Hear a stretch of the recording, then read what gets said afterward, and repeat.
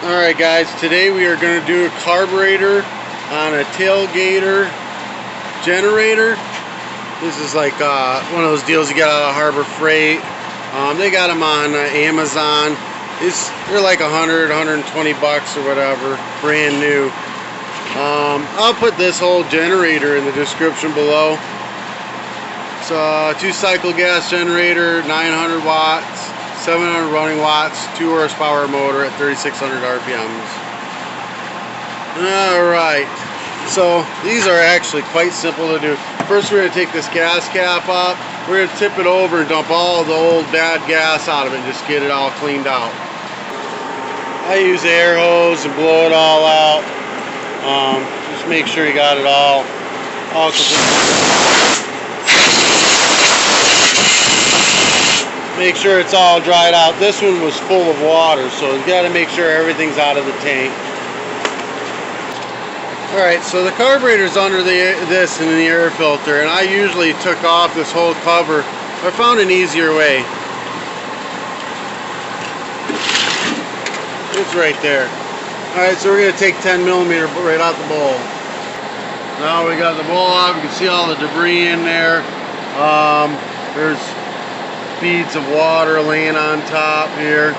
So we're going to take this pin, we're going to pull this pin right out with a pair of needle nose. Now I'll go ahead and try to find this whole carburetor for you, any of the parts you may need for doing this job. But usually these will clean right out, no problem. But anything you need I'll put in the description below. Alright, we're going to pull this needle valve out. You got to be very careful. It doesn't want to come out because it's screwed. Alright, I got it pop free. Now before we pull that out, flathead screw, this jet needs to come out. We're going to have to come through this side here. We'll have to lift the plastic up with a screwdriver and pop this jet out. See, the screwdriver will go right through that area right there, straight into that jet and unscrew it. Now we're going to go ahead and take these Phillips heads out and we're going to pull the air filter out. We're only doing this because there's actual extra ports. We got this one right here and this one right here that you need to blow through with carb cleaner. Alright, so the carb cleaner with the straw, you're going to blow through here. Actually, we're going to remove the fuel line to do that part. Remove the fuel line first. Alright, with carb cleaner, we're going to blow through here. Make sure that this goes out the fuel line. Make sure it's good and clean in here. This one needs extra care because the needle valve was stuck in it. It took a bit to pull it out. Clean through here. There's no jet in here, it's just an orifice tube. It should go all the way, it should spray all the way through the back in the carburetor here. And then you got this port and this port. Just make sure everything is super clean all the way through. Alright, the needle valve, it's got a bunch of crusty stuff on it.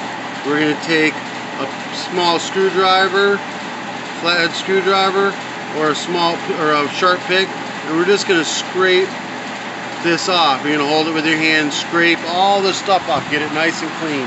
Do not mess with the rubber. Do not lose that clip. Once you got the needle valve clean, we got to go through the jet. Again, we're going to use the carb cleaner and a straw.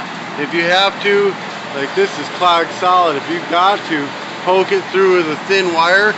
I found that it's got to be a really thin and a strong wire. If you have a wire wheel, grab a wire with on your wire wheel with a pair of pliers and pull it right out. It's perfect for going in this jet, but it has to be perfectly spotless clean. Now that you got that cleaned all out really good, clean your bowl out really good, get all that clean.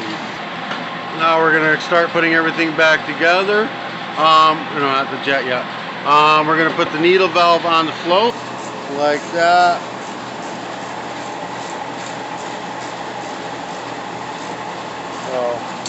I can't do it with one hand, but you put the needle valve on the float to where the needle valve is in the same direction as that tab. It's pointing out the same way. Then gently, carefully drop it back in and then put your pin back in it. Go ahead and reach in with your needle nose pliers and plug your fuel line back in.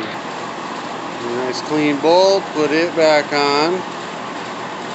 You notice I never touch that O-ring seal. Leave that seal alone. Don't mess with it.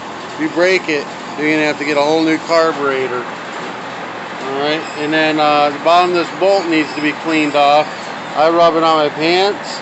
I just threw it on the floor. You can use a little sandpaper, a wire brush, scrape it with a screwdriver, anything like that. I actually had to scrape it out with a screwdriver. And you put that in to hold your bowl in place.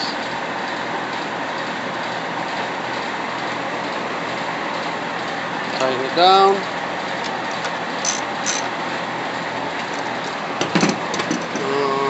Make sure that that drain is pointing this way. You can always get in there through there and pop your drain out and drain the bowl. Then dump some gas in it. Gas cap on it. Now before we put the air filters on, we're going to try to start.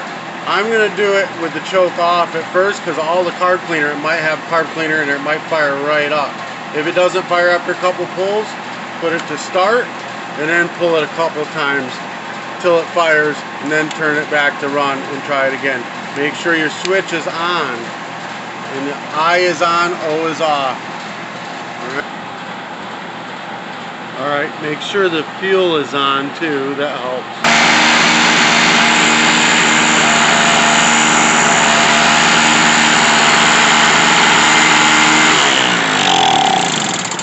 I got the oil mixed real rich on this just because I don't know how long it's actually sat. Give the engine a little extra oil. Now we're going to go ahead. There's an air filter right here. We're going to make sure that's good and clean. This thing hasn't been used hardly at all. And then we're going to put the air filter cover back on. Alright guys, just that easy.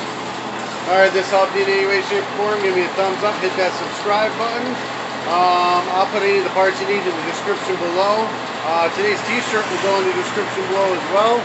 If you want me to wear some of your business shirts through a bunch of my videos, mail me one. I'll be happy to do it.